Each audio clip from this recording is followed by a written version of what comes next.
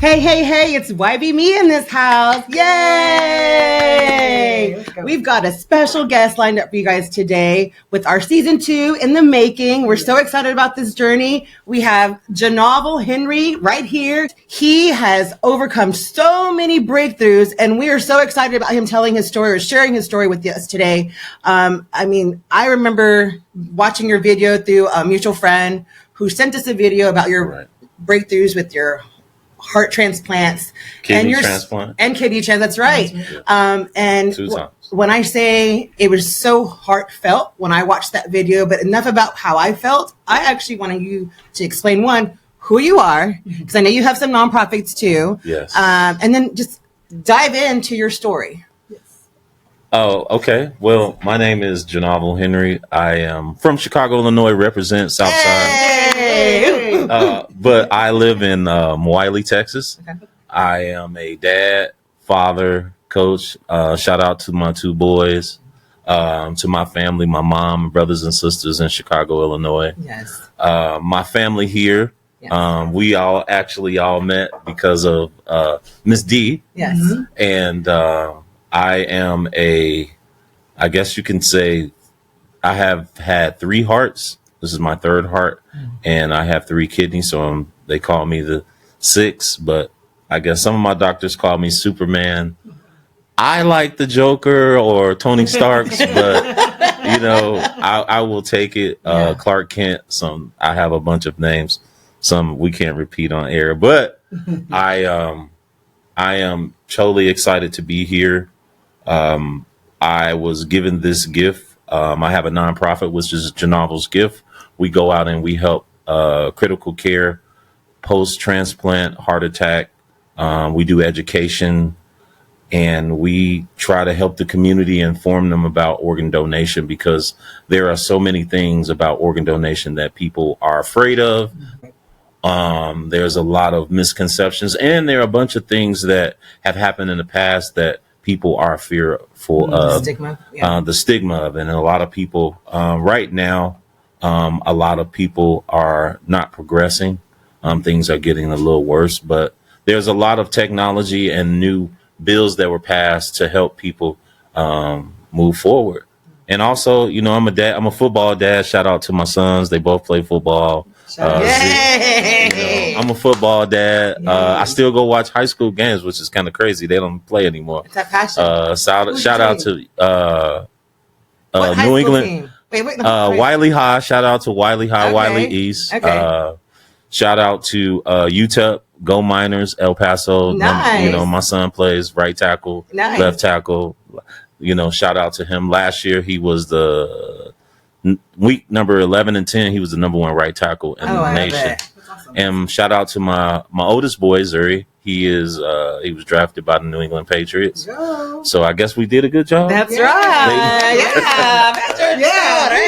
I gotta give. I can only take 50% of them because they're mom. That's right. You got to have mom teamwork. Shout out to Camille. She's their mother, and she's done an amazing job of giving me such beautiful gifts.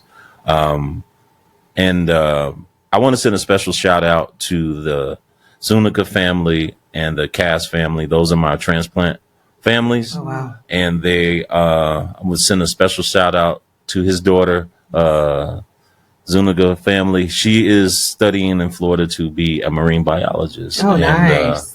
Shout out to those in El Paso and all around, and so I love all the shout outs. You were just you got to give people their flowers. We can't wait till the funeral, right? That's very true. Or the wedding, or I can't stand him no more. But you got.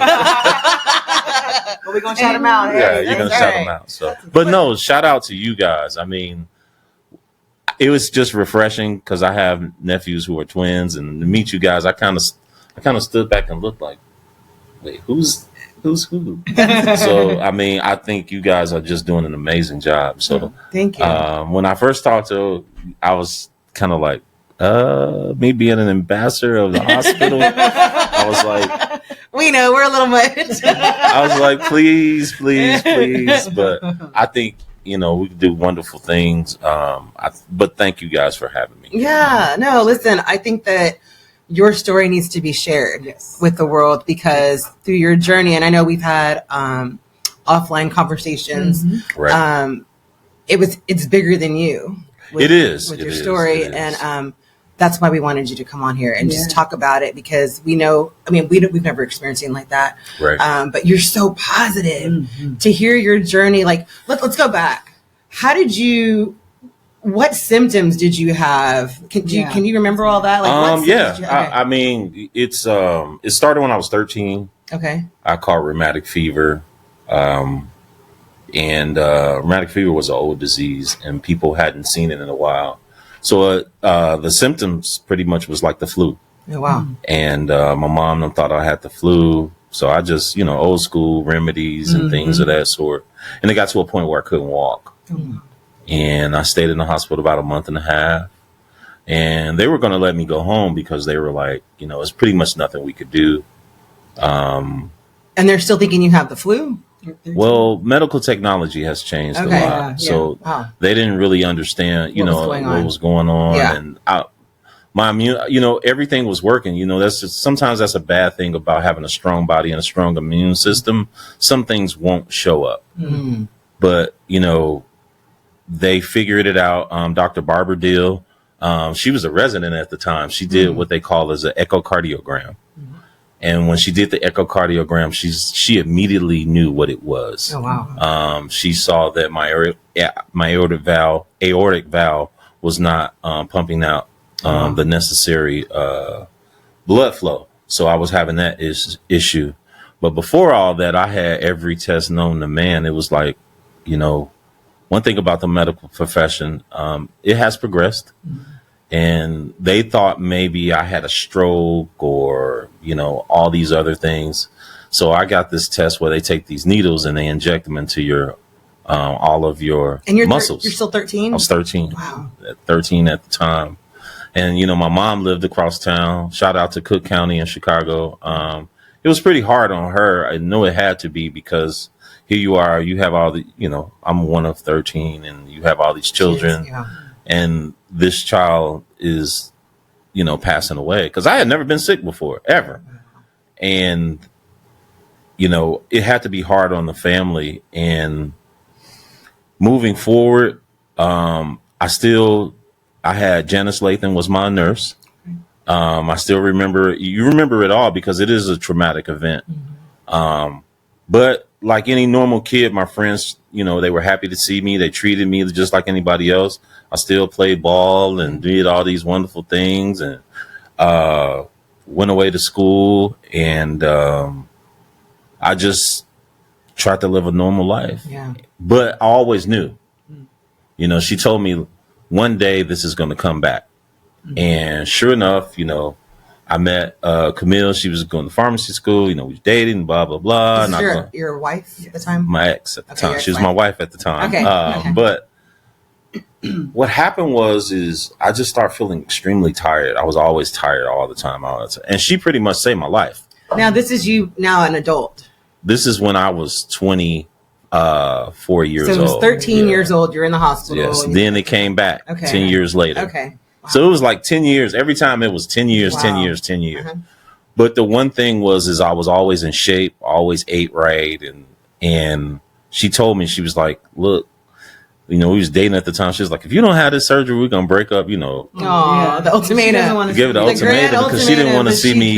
She didn't want you to suffer anymore. I went and had the aortic valve replacement. We call it the ball and chain. So I ticked. As you saw in the video, I just tick. Like I could be sitting next to you and you hear this ticking noise, and that's the heartbeat. There's so many different things about the heart, and we progressed past that. We got married, kids, everything.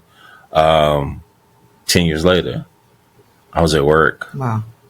And it felt, we was playing in a basketball game. It was cops versus, the fire department. And it felt like somebody pushed me from behind. And I was like, what was that?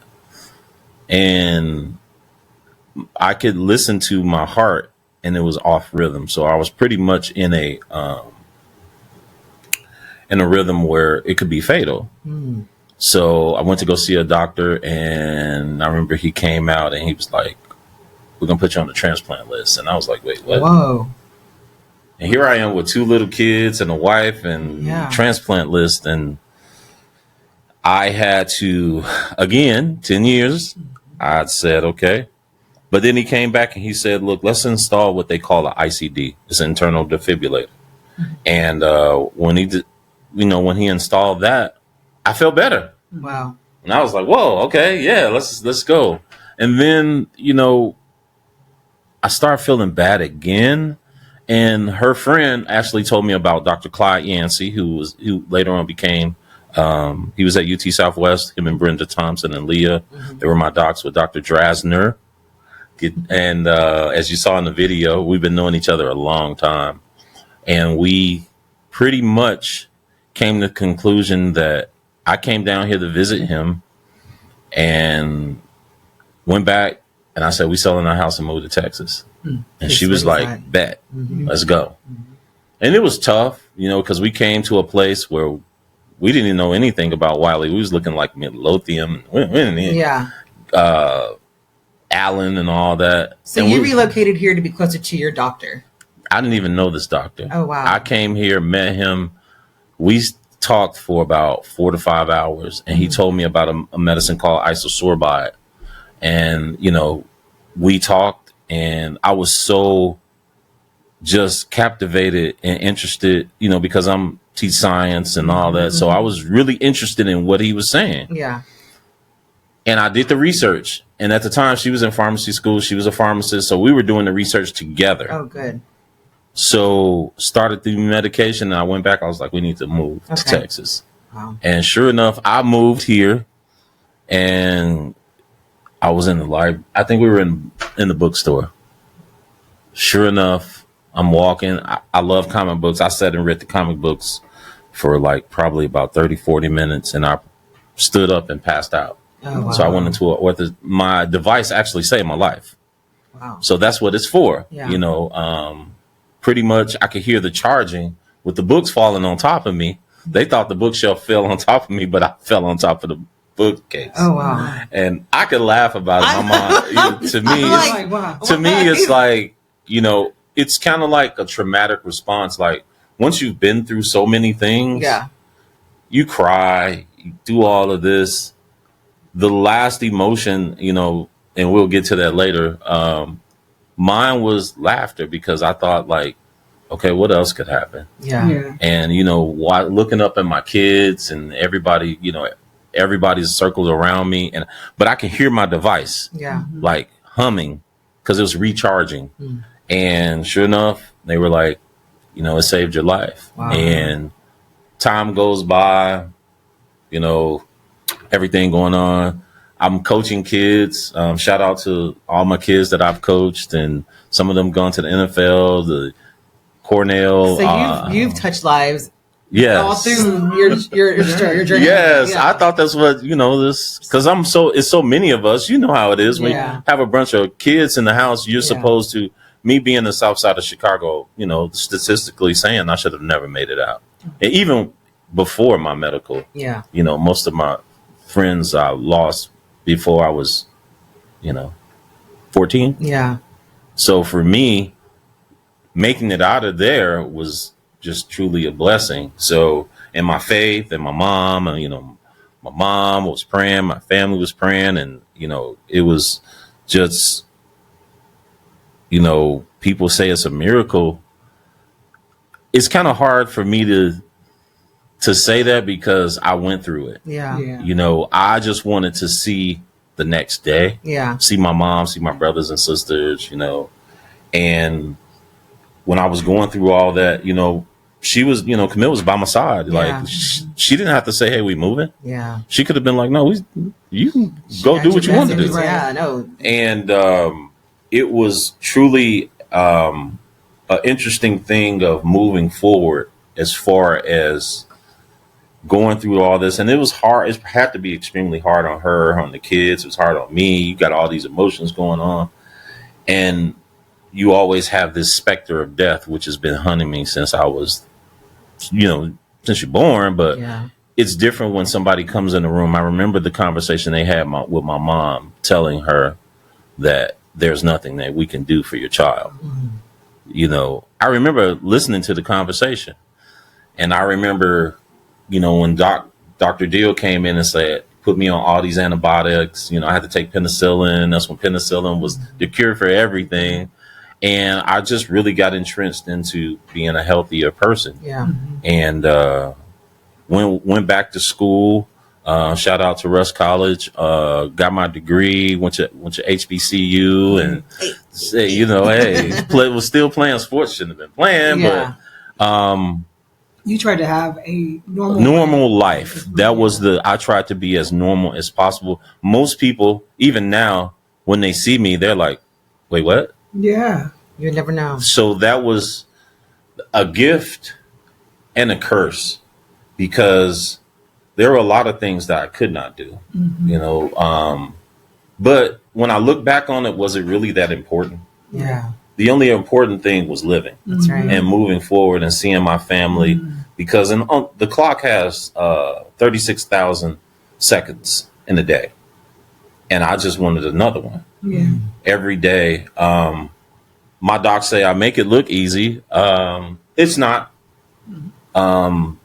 It is a journey full of pain, vomit, blood, guts, everything. Yeah. But if you're willing, you can do it. Yeah. And not everybody gets this chance, because a lot of people are told no. Yeah. Or a lot of people die waiting. Yeah. That's the hard part of it, is who am I to get this beautiful gift? Like, out of the billions of people on this earth, what makes me so special? Well, one, I think you mentioned you've had over 80 surgeries or something like that. Today. I mean, that's a lot. You are a true surgeries. survivor. That's not including blood work. If you look at my neck, that's not including all the different procedures. We're just talking surgeries. You're Superman. Or you? I guess. You are a blessing. I like. He wanted to be Superman. He wanted to be. Oh, wait, you want to be Joker? Joker. No, he don't really have Surgeries. Yeah, you know what? I kind of like. Really I like the dual side, because people always think is the Superman, everything is so great and it looks so, but it's a lot of darkness involved in it, and you have to you have to power through it, because from 7 to 7, we always have the joke from 7 to 7 in the hospital, 7 to 7. And, but Tuesdays, Wednesdays, and Thursdays, each hospital gets together and has to make a decision on a patient, on living and dying, or are they a good candidate? Yeah. What makes me, and my doc was like, who else?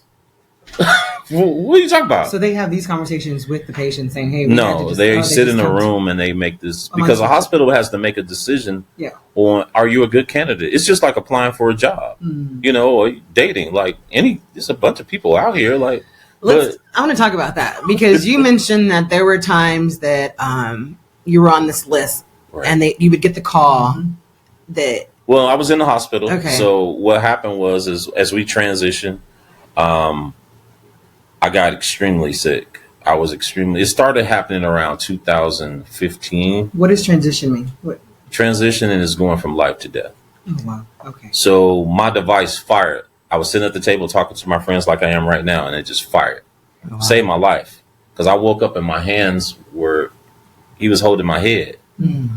And my device had fired. So I went into a fatal heart rhythm. But that's what this little device is for. It's called an ICD. What it does is it gives you a shock, because there's wires connected. That's why they call me Tony Starks, because I had the wires connected to it. Got it. So it fired, and it's probably fired. I ran through one, and then they had to get another one. Oh, wow. So because it keeps you on beat, it keeps you from going into maybe an orthostatic hypertension. That's when you sit for a long period of time, and then you stand up, you feel lightheaded. Okay. Or your blood pressure goes to 200 to 100. I'm not a physician, but as my doctor says, I probably know more than them because I've experienced it. Because they come and ask me questions as a patient. Well, because you're the one going through right. it. Yeah. It's different, right? They learn from me. Yeah. And it's a team effort, just like you two. It's a team effort. I'm a product of a team. Mm-hmm. You know, I always give them the glory, but they always tell me like, no. Yeah. You know how many patients come in here that aren't not successful? You know how many, I always try to give back too, because the medicines and the stuff that they do to us is, you know, I don't know if people really want to know all the things that you go through. Or wherever there's a tube, a hole, there's a tube, there's this, there's that. Right. You know, you have people coming in, there's no sleep. Right. You getting maybe 4 hours. You learn to fall asleep within 20 seconds. Wow. You know, my friend is a Navy SEAL. He was like, oh yeah, we learn how to, I was like, nah, transplant patients, you can learn you can sleep standing up. You learn how to sleep in an MRI machine making all this noise. You try to find out where sleep is. You find out the little bitty things that we take for granted is so important.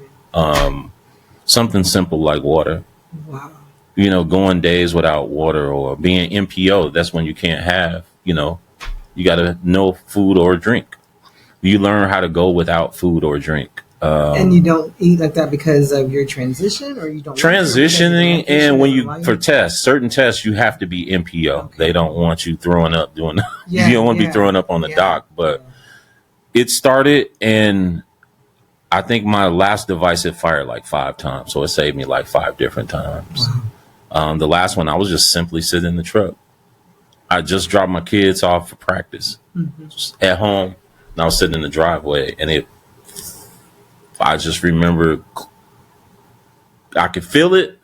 I remember saying, oh, and then I woke up, and it was just, and when it fires, you can't drive, you know. Are you paralyzed, or you just black out? Or? You black out. Okay. But sometimes you feel it. It just feels like your body's on fire.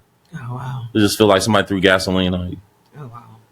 And you can feel it in your chest. So, but you get used to that. I mean. No. Okay, so that's not the norm. But it's okay. Okay, so now right. It's not the norm, but you hit it fires, right? It fires, and then what happens? You have to get it fixed, or like no? When it fires, you immediately call them. Then you send a scan, and you have a doctor's appointment, probably, or you can go to the ER. They need to take you to the ER, and they go in and run a bunch of tests, do an echo, do a cardiocath. As you look on my neck, I have it looks like tattoos, but it's not. Well, I guess you could say they're tattoos, but I've probably had over 200 of these where they go through the neck. But I have this great thing. My veins seem to bounce back. Yeah. Because normally after a while, they start going through the groin, the feet, the arms, the leg.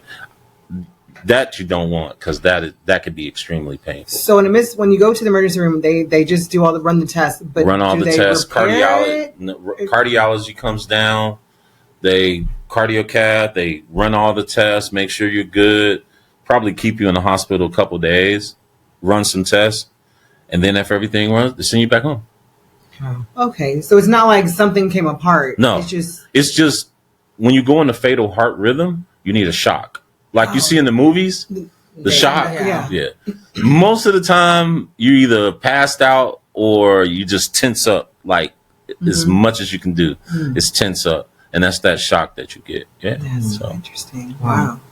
But, I mean, I guess this is kind of normal. No, this is it's in your world, it possibly is normal, but for just everyday people, my docs tell me most people can't handle what we would, and even transplant patients, most of them don't go through what I've been through. I have that badge of honor. You have to earn it. When going just listening. And we've talked about this. The thing about it is we've actually had some conversations before today. I don't think we've dived in this deep. But this is good. Okay. So this is good. And so thank you for that. But now it's like it's breakthrough after breakthrough after breakthrough. We're here. What do you do? Like, what is your treatment? Do you have treatment after? Yeah. So I had the transplant, got the 2018, got the call. I was in the hospital for like 8.5 months. Then I got the call. Well, I went through a dry run, like 4 dry runs. Dry runs is when they think they get a heart. Remember we talked about that? and then they find out you don't have a heart. So they get you all cleaned up, and everybody's like, yeah. Mm-hmm. Then they take you downstairs, and then they're like, this isn't going to work. Send you back upstairs. And did that over and over. The last one, take it. I still have kids, going through all. And the last one, I was tired. I was maybe 115 pounds. So psychologically, the 5 times, did you ever have a conversation with your kids? I mean, your wife probably knew the worst outcome of it, or did you just kind of hold on? It was tough for everybody. Yeah. I called my mom. I was always happy, and that was the one thing my doctors would always say, like, I would always be smiling, happy. That's when the joker part, because it is, you pretty much have to be, quote unquote, unfortunately, like a psychopath or a sociopath to deal with the extreme amount of trauma over and over again. I'm there because you could feel yourself kind of fading, and doctors try to hold on to their emotions, but if you've been working with somebody for so long, you can see, start reading them. You can start reading them. The eyes give the eyes transition everything. Person's eyes give it away, and every day they would come in, you can see them just looking at me and examining me, fading. Trying to fade. I could see. This is before COVID, and but even then, you have to wear a mask because when you're in, but I could see. And then they try to, you make friends with them, and some of them having babies while you were in there and kids, and they're like, "Wait, you still in here?" And you're like, "Yeah," and your family members come in and you see them. And the look on their face when they walk in and they see this person that they've seen in a different light. Now this person is walking and talking, but you can see them getting sicker and sicker and sicker and sicker. And that was hard on my family, extremely hard on marriage and everything. And, I talked to my son one time. He was like, I just hated to come up there to see that. Because everybody in Hollywood, you see this, no, it wasn't like that. Certain people was like, I couldn't come up there and see you. And at first you're mad, but then you're like, all right, I got to go do this test. Yeah. I mean, I think that especially loved ones, they want to remember you a certain way. Yeah. And I think your sons, I'm sure they weren't intentionally. No, not my kids, but even my friends. Friends. Even some friends were like, I couldn't come up there and see you. It's hard. But you don't necessarily blame them. Yeah. You're more focused on like, I'm getting out of here. Yeah. And then you get to a realization, like, I'm not going to get out of here. Yeah. So it's that up and down. It's an up and down every day. Yeah. Wow. 7 to 7. It's like 7-Eleven. Yeah. Never closes. And you looking at the clock every day. You're looking up at the clock like, okay. Yeah. Because I'm programmed right now. 4:30, I wake up every day at 4:30 because every day for the last 7 years, somebody has come in. That's when the new day starts. You get blood. Then you try to get maybe 30 minutes in between that. Then a resident comes in. And then the nurse, it's a schedule. It's a ongoing schedule. Yeah. So you're mentally programmed. Like I try to sleep sometimes. I wake up, I'm like, okay, it's still 4:35 o'clock. I got an extra hour. I still got, so, and going through that, it was, I think the hardest it probably was for my mom because I asked her not to come and, but she just wanted to see her kid. Her baby, yeah. And she walks into this room and she sees all these wires. We call them the spider webs. And you see all these beating noises and she's just like, you're going to be better and you're going to pray about it. I was like, I'm not going to walk out of here. Wow. And it was extremely hard on her because she wound up getting sick. My mom went home and she got ill, and to me, that was just like, all right, I got to do something. And, I made, what God was like, look, I done beat this how many times? You got a purpose. We started this at 13. Yeah. I'm 48 years old. I've lived, my brother died when he was 40. My friends and stuff died when I was teenagers. I was like, it's been a good run. But you know what? I was like, all right, fine. Because I stopped eating after the last dry run, stopped eating, stopped drinking. That's when I kind of knew, because you almost go in this, like, I forgot the stage. My doctor broke it down to me. Blinds closing. My friends was coming every day. I started closing my blinds, not eating, not drinking. So I was just like, hey, I wasn't giving up, but I was just like, all right, let's go. Whatever's going to happen, it's going to happen. March 26th, 10:30 at night. I'm sleeping good. I'm thinking like, I'm not going to make it through the night. I'm like, all right, whatever. But I'm going to get some good sleep. I'm going to get some good. I just want good sleep. I told my nurse, like, please don't wake me up. Yeah. And she was like, because you could see it in their face. Yeah. And she was just like, I can't let you sleep. I got to come check in. And I was like, just let me get a good hour. Yeah. 10:26 is fixed in my brain. Lights come on. I'm like, oh, man. I know. I told her. I thought I said, do not disturb me. Dr. Chen and Dr. Drasner came in. I was like, why are y'all here? Yeah. It's like, got it.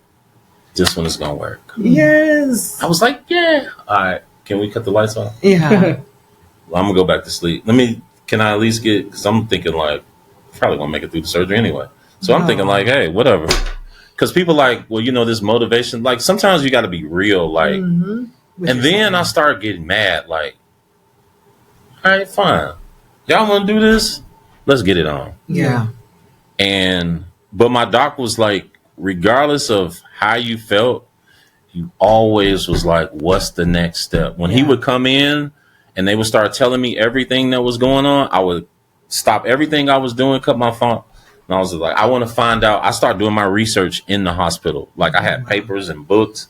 I'm known as the candy man. So I figured, let me use a little psychology. Nurses and doctors, they have 30 minutes to eat. See, You're being this strategic. They have 30 minutes to eat. Most of them have maybe 15 minutes. Every time somebody came to visit me, they had to do two things. They had to bring snacks, and they had to bring something like water or chips and stuff like that. It wasn't for me, because I couldn't eat it. Yeah, it's for my nurses and doctors. So I'm known as the candy man too. So because now when I go to them, like, where's our candy at? But I use that because if I wanted something like late night when I needed a snack or something like that, they would go above me and bring it to you. They go give it to me because I knew that I was leaving. I wanted to give something back to somebody else because they're putting all this into me. Yeah. This is the least that I could do is they could just get a piece of candy or chips or whatever. And then everybody from the hospital started coming down. The people from different floors, they'd be like, can we get some kale? Like, yeah, I don't care. Like, I'm not going to eat it. Yeah. And then, I would make my doctors, some of my docs would be like, no. Dr. Drasner would always tell me no. And then one day he told me, okay. And then I could see the look in his face. And I remember we were just talking. And I remember calling my mom, calling everybody. And I remember they took me downstairs. This is March 26th. They took me downstairs at 10:26. Now that day I cried, because I was just, and then I remember hearing this voice, because the guy was like, "Look, this is my first transplant. Don't mess this up." Who was this? This is an anesthesiologist. This is his first one. He was like, I've done plenty of surgeries, but this is my first transplant. Do not mess this up. I was just like, yeah, all right. I was like, man, that's some good sleep. That's probably the best sleep I've ever had in my life. It was 16 hours. Oh, wow. And my heart, he said, was the size of, that's the biggest heart. Because I met the esteemed Dr. Peltz. And funny the way that life works, God is, he went to UTEP. Oh, wow. Same son, my son's son. Yeah. And he played soccer there. So he knew everything about me before he even walked in the room. I love that. And he's like, you're going to see your sons. But I was still like, yeah, all right, who's this dude? Because he came in, no smile, no nothing. But when he left, I started looking him up, finding out who he was. And I was like, all right, bet. And woke up went through all of that. Started walking again and talking, and maybe a month later, because I had blood clot, my leg swelled up to. Remember I told you, and got home. Yeah. That was all I wanted to do. What was that? Like, what was that feeling? Like just coming out of the hospital and my sister was taking care of me. It was like, as a man, it was extremely, extremely, extremely humbling because I had women, all my faculties, they had to do everything for me. Like putting a catheter in. I had never had a catheter in. And I was like, wait, you got a what? Yeah. And then one time it came out, they took it out and then they had to put it back in. Then, your body is trying to heal itself. So your body is screaming at you. Yeah. And, the thing is the longer you stay on pain meds, the longer you stay here. So mentally, you have to say to yourself, okay, all right, ready. Yeah. I gotta suck it up. Yeah. And I mean, many nights I wanted to press that button, but I was like, I want to see my kids. I want to get out of here. Yeah. So I would get close to pressing it. Is this for pain? Yes. Okay. I'll be like, no. And they would come in and say, hey, you need some pain meds? You're like, I'm good. Like, I'm trying to get out of here. Just, and they would see it like, come on, I know you need it. I know you're hurting. And that's when that part of your brain, the mental, you go into this, because a lot of it was anger, a lot of it was love, but it was more like, I gotta dig in. Yeah. You bleeding. I remember one of my tubes pop out and I'm sleeping good. And I was like, why am I wet? I'm thinking it's just water and it's blood. And the nurse came in like, oh my God. And I'm like, all right, just put it back in. She was like, I got to give you some medicine. I was like, look, let's clean it up. Let's just get it back in so I can get back to sleep. Oh, wow. And that's how I was. It was a maddening, when I look back on it and I tell people they're like, that's madness. But what would you do for another? People don't understand how precious life truly is. And you're mothers, so you understand. What would you do to get back to see your family members and put your arm around them? That was my first journey. Yeah. So that was the first time, and to get outside, because I would watch it rain, and I was like, when I get out of here, I'm gonna go for a long walk in the rain. Yeah. And once everything happened, my friends, Kelly, Antoine, Dawn, all of them, they took care of me like I was their own baby, like their family member. Scott, they would come. Jeffrey, my friend Jeffrey, would come every day. Him and Dole would switch, and Jeffrey would come every day on his lunch and sit there with me. And he could see me. He would always be like, "Hey, you got to get better. You got to get better. You got to get a." So it's a support team. So it's outside of the hospital. Exactly. I mean, your family. That's awesome. But how was I supposed to know? People just stepped it up. Yeah. I mean, people did GoFundMe's and all these things. People were like, well, the money and this, and none of that really mattered. Yeah.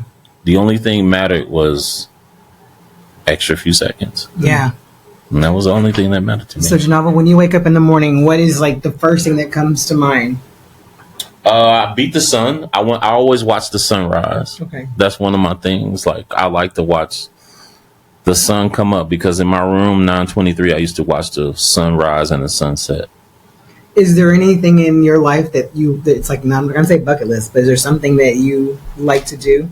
Believe it or not, that's just my first transplant. We haven't even gotten to the second one for somebody to tell you, oh, you needed a second transplant. Yeah, to that place. I love F1 racing. Yeah. Lewis Hamilton is probably him, Michael Schumacher. Actually, one of my coordinator told me about an event that happened in Dallas where I went and I got to see an actual F1 car. They used to do this thing in Dallas. It was hot. So they were like, you sure you want to do this? Yeah. So I love racing. I'm a foodie. I have to be careful about where I eat. Mm-hmm. One thing I've always wanted to do is I got to go to a football game, so I mean, yay! That was yes. Yeah, I've been doing football for like forever.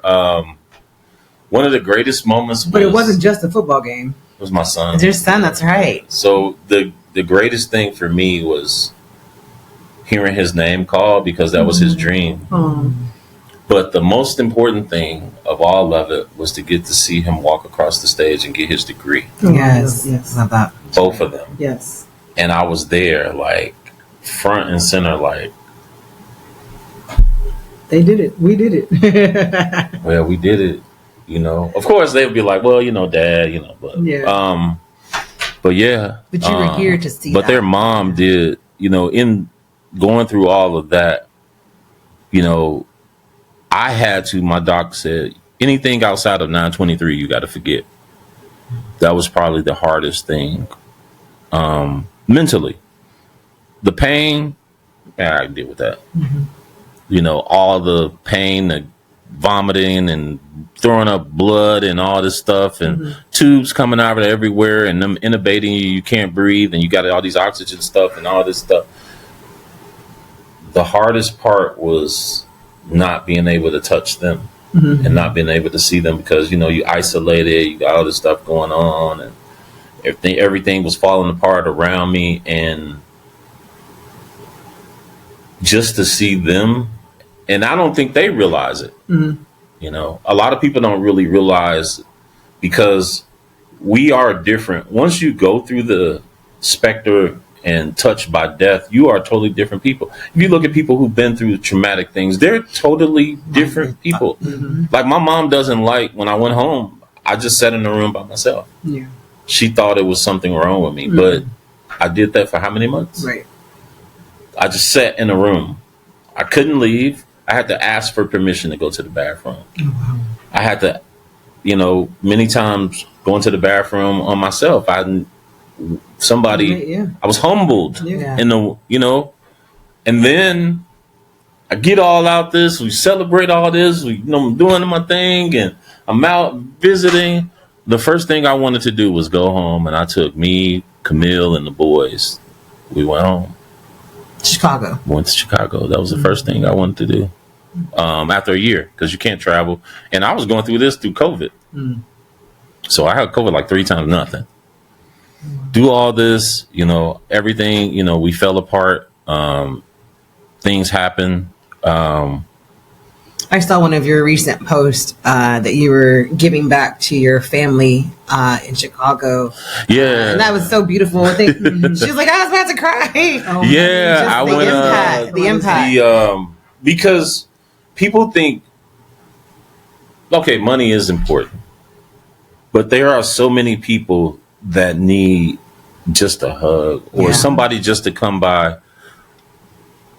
You know, I met a guy, he was waiting on a transplant. He was probably made maybe 7 figures. Wow. But his whole life, wife, everything fell apart. Wow. And he just passed away from heartbreak. Yep. Simple heartbreak. That's what killed him. He just was like, one day he just didn't wake up. Wow. And I was just like, that ain't me. Yeah. I done all this since I was 13. Man, let me get up out of here. Not today. And not to like, but you were already mentally being set up for what was about to come. The pain and scars, people think scars are a negative thing. Scars, one of my friends, Scott Phillips, and my friend Faison, we talk about that. One of my good friends, Antoine, again, he's like my brother. He took care of me. His wife died. Like we were sitting, I had just talked to them, and I was driving home, and he told me to turn around. And I was like, for what? Yeah. They had just had twins. She died 17 days later after the twins. Oh, so here we are taking care of the kids. Yeah. Wow. Doing all this. So I'm like, that's why I said, like, what made me so special? Yeah. And then my doc was like, why not?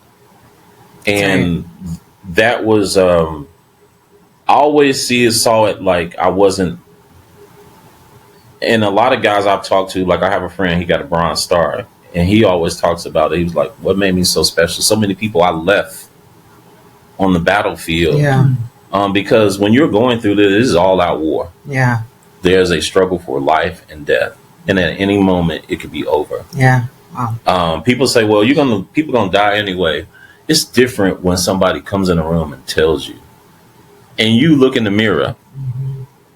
There's a reason why the mirror is in the other bathroom. You can't see. They don't want you to see. Like, I remember I have a picture in my phone of me, just what I looked like before, mm-hmm. and what I looked like with all these wires in me, and I was just like, it was like something off a movie. Wow. Yeah. So don't take all my credit. Whoever, I need my. So your plug. It was the most important thing became anger and pain. Yeah. Because the anger kept me going, the pain kept me moving forward. Because I figure if the pain is gonna start off at 1,000, like the sun, if it starts to cool off. And I start getting better and better, because the pain was like, if I could feel pain, I'm still kicking. Yeah. When I start feeling pain, something's wrong. Yeah. So as I start getting better, as I start vision, because you can't even really see sometimes, you know, all these other things. Even as a man, I was like, okay, part of my organs should not be looking like this. It should not be this. Yeah. And they're like, well, it's trauma. Yeah. To because we have. Your body is amazing. The body is an amazing machine. Yes. And under the right circumstances, the body can do so many amazing things. Yeah. And the human brain is capable of doing amazing things. Yeah. Just when all else fails. Yeah. You know what? But let's talk about I want to talk about your awareness. So we're talking about what's next for you. And I know you've been wanting to do this awareness. Well, for me, it started off because doing all this, I had to get another transplant. That's another story. We're going to bring you. I had to get another heart transplant because, I caught RSV and went to go see my sons. And my son was like, Dad, your leg is so big. But I knew what it was. Yeah. Like your body will always tell you the truth. It will not lie to you. Mm-hmm. It will tell you there's something wrong. Yeah. Take your blood pressure. Yeah. 200 and something. Your body is like, there is a serious problem you need to tend to. Yeah. Mm-hmm. And that was, I remember Doc telling me, oh yeah, we need you got to do a transplant again. I was like, say what? Wow. So had to deal with that again. I was only like 3.5 years out. I got 218. I made it to 2022. Wow. And just that fast. Boom. Called RSV, put me in the hospital. They was ready to intubate me, and my doctor was like, wait, let's just see if he can make it through it. He was like, if you don't get better in 4 hours, I'm going to come back and I'm going to intubate you. Mm-hmm. I was like, we had this little breathing thing that we got to practice on. You know the little thing? I was practicing on it. My nurse was like, you're gonna pass out. I was like, I don't want to be intubated. That's right. Because I know once I'm intubated, then the clock starts really turning. Mm-hmm. And sure enough, I started getting better. And my friends called me the black cat. They were like, boy, you know how to get out of the worst situations. And sure enough, Dr. Hardin was like, yeah, we got to do a transplant. And I was like, not only that, your kidneys are bad. Oh, wow. Because treating me, kidneys got messed up. And you saw the video over time. Yeah. From taking all these medications, because I take like 60 pills a day. Like when I first got out, 60 pills a day, people were like, oh my God. And I'm like, for life? Sign me up. And after that, I stayed in the hospital another time. All my nurses, I could see it in their faces. And they was like, okay, we're going to get you out of here. What are you doing back here? Yeah. And my team, my circle, my super friends, they assembled and came. It was like, all right, what we need to do. Yeah. And I met new people. Mm-hmm. And I remember my old nurse, she had retired. She would come up there and visit me. And it was hard. It had to be extremely hard on my mom. My sons were playing. I'm watching my son play University of Tennessee in the hospital. And I'm doing all this in the hospital. I'm talking to him this and that. And, he's doing all these things. And it was just like, man, I have got the greatest luck. Yeah. I didn't even say bad luck. I was like, for me to even be given a second chance at another heart, this is number 3. Yeah. How many people can say? Yeah. And my doctors was like, you just motivated us. It was like, who else would we give it to? You haven't missed I think since 2005, I only missed like 5 doctor's appointments. Oh, wow. I was like over 1,000 something. I missed 5. It was like, who else? Yeah. Because that plays a big part in it. Yeah, how serious you are. Yeah, Like, commitment. your commitment, your discipline. That is the thing. Yeah. Are you going to be disciplined enough to go through this? Yeah. And they told me, like, this is going to be a tough surgery if you even make it. Wow. And I just said, all right, let me put my feet up. Mm-hmm. And this is in 2002? No, this is 2022. 22. Yeah. Okay. 2022 after my first heart. Okay. Wow. And got there and then just waited and waited. And, you know, being tall, we can do another segment one day on, you got to have the right body, you got to have the right person, you got to have the right. And then I had all, my immune system was still going crazy because I have these other. And sure enough, I got the call. Sometimes God could be funny. I got my transplant on Camille's birthday. Oh, nice. Won't he do it? She was like, I can't have nothing To myself. Sacred to myself. on my birthday. Yeah, so because it had to be hard on her. Yeah. You know, we had moved away from each other. I think this is the first time I've ever talked about it. That, you know, it was everything we went through. Like, I couldn't even imagine how she felt about it. Yeah. You know, because she had to save the boys. Mm-hmm. I mean, can't save everybody. Yeah. So, you know, we faded away. And, but I remember I got the call. She was the first person I called. She came up there and sat with me. Mm-hmm. Oh, there's a picture of us all sitting together. Love it. And that was when I said that this person has been in my life all this time. It's probably not the same, but she's here. Mm-hmm. And my sons know that whatever happens, because they told me, you know, chances of you surviving this is slim. You know, when you're going through this. And I was like, y'all good? And I told Dr. Peltz walked in the door again because I saw him. I was like, Dr. Peltz, come on, we got to do the surgery again. What's up? He was like, you're not ready. Oh, wow. And I was like, so then I saw him a week later and he was like, he was looking for me. He was like, wait, I'm looking for you. Where you at? Because we talk about cars, you know, BMW. Shout out to, he loves his BMW 7 Series. So BMW, make sure you hit him up. And yeah, we sat and there's a picture of us, me, him, Dole, my friend he's a Navy SEAL. Shout out, he's a preacher, great friend of mine. Scott Phillips, Dole Moore, Antoine Gant, my brother Keisha Henry, Antoine Henry. My brother flew. Wow. Each time something was going on, my family members would fly in from wherever, and they would come here. And so many people, Kelly, Abdelatif, Don, they were like on it.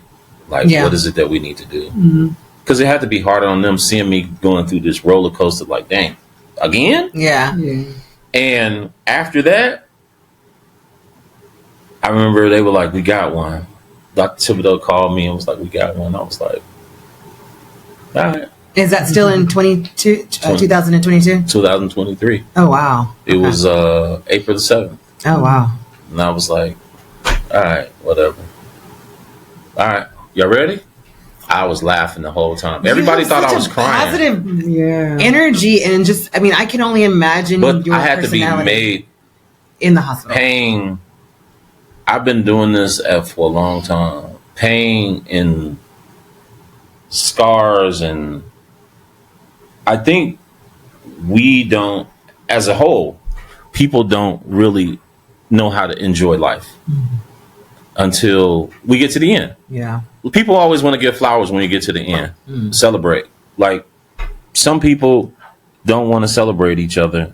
And, you know, you go to funerals and you're like, okay, what was this? Who is this? I'm like, why is this funeral so long? Like, well, wait a minute, what are we doing? So, Gynove'l, to your point, it is emotional, it's draining. What is your therapy? What do you do? Like, how do you, do you have an outlet? I started making beads. It's because my nurse came in one day and was, because, I had the stroke, and she was like, now, how long are you going to sit in here? Mm-hmm. And I was just like, man, what do you want? Leave me alone. And she just left him there. Oh, wow. And then I was just looking at him, and I was just like, eh. And so it really helped me because most people don't know I have no feeling from here all the way down and then the bottom of my feet after I do, let's say if I get 10 steps in, I can't feel the bottom of my feet. Oh, wow. So I use my brain because I still love doing my 5Ks. I walk and exercise and all that. My brain has pretty much taken over. And my gait, if you watch me walk for a long periods of time, will change because I'm trying to feel like the bottom of my feet and feel the sidewalk. Now I look down a lot because I know, but sometimes I have to be careful because, of course, I get, I ran the other day and was like, I tripped and I was like, whoa, because, I couldn't feel the bottom of my feet. But a lot of times what's really helped me, I know it sounds crazy, I walk around barefoot. Whatever works for you. Hey. So the barefoot and the cold and moving my toes and strengthening my feet, that was the big thing that I did, was strengthening my feet. Wow. Not having a feeling. So I match because at first it was this one and now I match. So now both of them after my second transplant, now each one of my extremities, I have numbness and tingling. This one always burns. There's always a burning sensation always goes. So the pain that you get is the thing that makes you move forward. Some people, it breaks them. At one time, I was like, man, I done lost everything. But then I was like, really, have I? I really haven't. I've done all this. Man, let me get the heck up out of here and let me go do something else. Yeah. So I'm gonna say I love your beads. I love this heart. I love this heart you have on. I actually found it, and this lady actually gave it to me. I was at the Salvation Army. It was supposed to be for sale, and I was gonna buy it. And she's like, she saw my sweatshirt because it said, my sweatshirt that says, "What's your superpower?" I have transplants. And she said that her brother had a heart transplant, but he didn't survive, so she gave it to me. So that's meaningful. But I haven't been able to find another one like this. That's for I'm you. gonna find it. It's for you because I was gonna give it to my mom, but my mom was like, no. Okay, and then what's the significance of the purple? You're wearing purple. So this, if you go to Donate Life, purple, blue, and green are our colors. Donate Life is a nonprofit. So it's called Southwest Transplant Alliance, but Donate Life.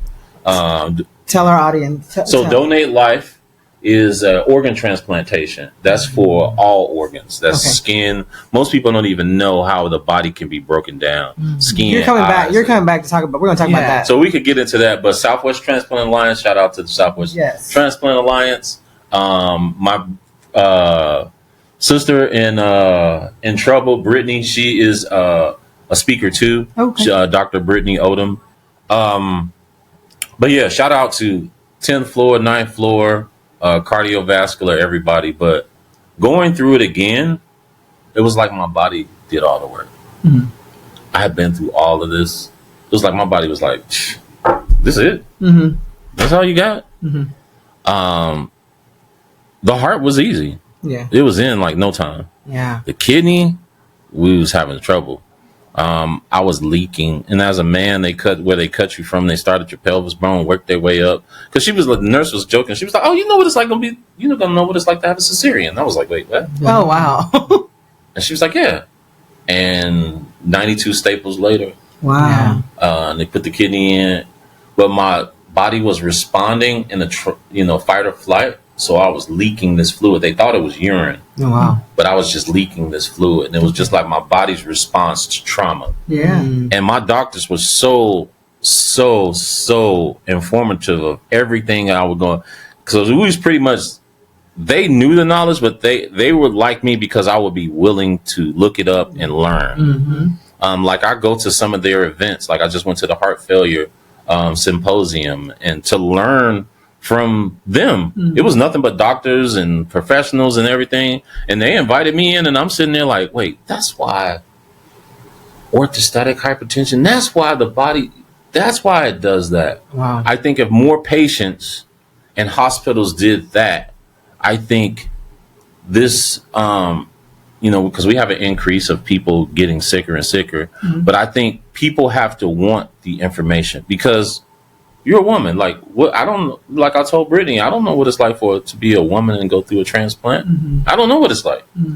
But as a man, I can only speak, and I was an old man. Yeah. I don't know what it's like for a young person to go through it. Yeah. Because there's so many restrictions, and we can go through that. But yeah, the second one, got through with my buddy Dave Strickland. Because Dave beat cancer.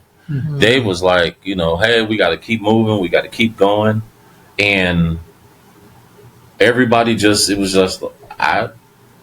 did a lot of the heavy lifting, but going home to my place, oh my goodness, it was so great to sit on my couch. It was like, oh my God. Because everything I bought was big. I have big kids, so everything I bought was big.